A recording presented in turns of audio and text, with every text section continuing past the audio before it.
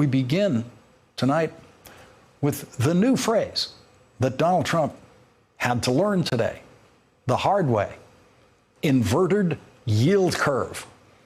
Today, the day after President Trump admitted that he has been lying about his tariffs and that his tariffs have in fact cost American consumers billions upon billions upon billions of dollars, the stock market crashed. The stock market dropped 800 points today. The last time the stock market dropped 800 points, the Secretary of the Treasury literally got on his knees and prayed to Nancy Pelosi.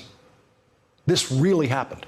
In the last year of the Bush administration, in 2008, the Republican Secretary of the Treasury, Hank Paulson, was so rattled by a drop of 800 points in the stock market in the midst of the banking crisis that he literally got on his knees with House Speaker Nancy Pelosi and prayed to her to pass the bank bailout bill, prayed to her to help take this decisive action with the Bush administration to prevent possibly the collapse of our banking system and possibly the collapse of our economy that very week. And so Democrats once again took action to save the economy, while Republicans in Congress are actually playing games with the Republican administration and with the legislation. Not Nancy Pelosi. She helped get that job done. The same day that Hank Paulson got on his knees to pray to Nancy Pelosi, President George W. Bush told presidential candidates Barack Obama and John McCain in a private meeting, this sucker could go down, meaning the economy of the United States of America could go down, collapse. The difference between then and now is that there is not one competent person working in the White House or the Trump administration who knows what to do now that we have signs that an economic crisis may be approaching. There is not one person working on economic policy in the Trump Treasury or the Trump White House who knows as much about economic policy as the Republican president who said in 2008, this sucker could go down. It is not easy to be less economically literate than George W. Bush, but everyone in Trump world knows less about economic policy than George W. Bush, including Donald Trump's fake White House economic advisor, Larry Kudlow, who used to play an economist on TV, but does not have a degree in economics. He does not have a PhD in anything or a master's degree. The minimal requirement for calling yourself an economist is a graduate degree in economics, preferably a PhD. That's the minimum. Everything Larry Kudlow has said while pretending to be an economist in the White House contradicts everything Larry Kudlow used to say when he was pretending to be an economist on CNBC. And so the economic buffoonery of Donald Trump and his incompetent band of economic advisors is catching up with them. Yesterday, the stock market rallied a bit after Donald Trump announced that he was once again delaying imposing more tariffs on China that he had been threatening to impose. But when Donald Trump explained why he was delaying those tariffs until after the Christmas shopping season, even he could not figure out a way to continue to pretend that anyone other than American consumers are actually paying the Trump tariffs. The president said yesterday, we are doing this for the Christmas season, just in case some of the tariffs would have an impact on U.S. consumers. Just in case. The Christmas season. He wasn't finished. Just in case they might have an impact on people, what we've done is we've delayed it so they won't be relevant for the Christmas shopping season. An impact on people. Donald Trump is not trying to preserve the Christmas shopping season in China. He is delaying his tariffs, so his tariffs will not make Christmas shopping season in the United States much more expensive and have, quote, an impact on people.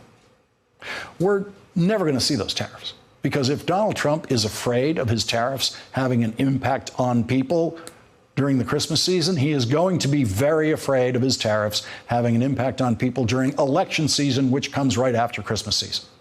It was overly optimistic of the stock market yesterday to rally even a little bit over Donald Trump's delay of his latest round of tariffs that are harmful to American consumers, and the stock market seemed to realize that today.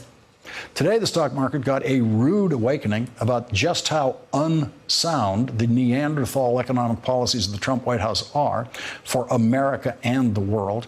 And it should have come as no surprise to Wall Street. Wall Street already knew that the giant Trump tax cuts for the rich did not have long-term stimulative effect for the economy.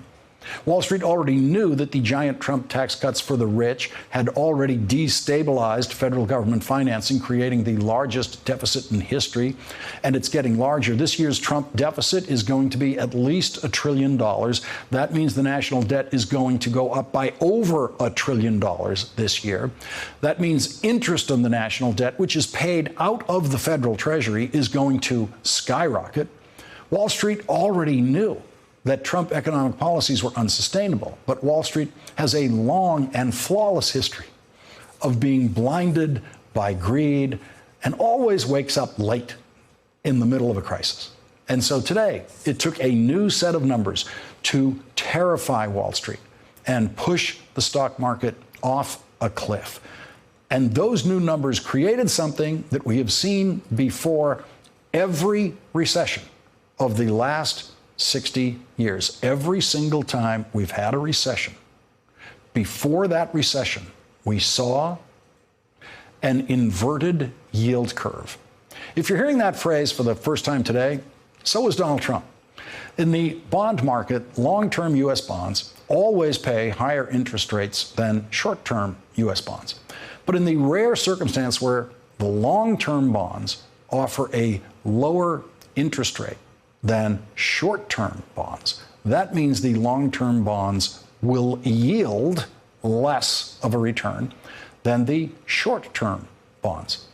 And that is what is known as an inverted yield curve. And no one on Wall Street could pretend that that is anything but a sign of disaster. By this afternoon, Donald Trump issued a tweet about the inverted yield curve, probably just to show that he knows those words. There was no indication in the tweet that Donald Trump has any idea what an inverted yield curve is, what those words mean. He just tweeted in the middle of a tweet, incoherent tweet, in capital letters, crazy inverted yield curve, exclamation point.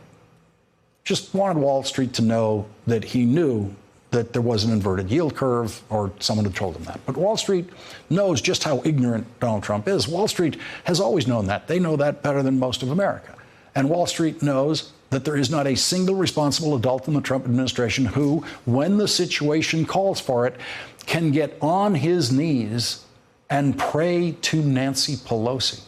Wall Street knows that there is not a single responsible adult in the Trump administration who has any idea what to pray for, who has any idea what to do, what action to take. And Wall Street knows that there is not a single person in the Trump administration with the courage to bring this president bad news.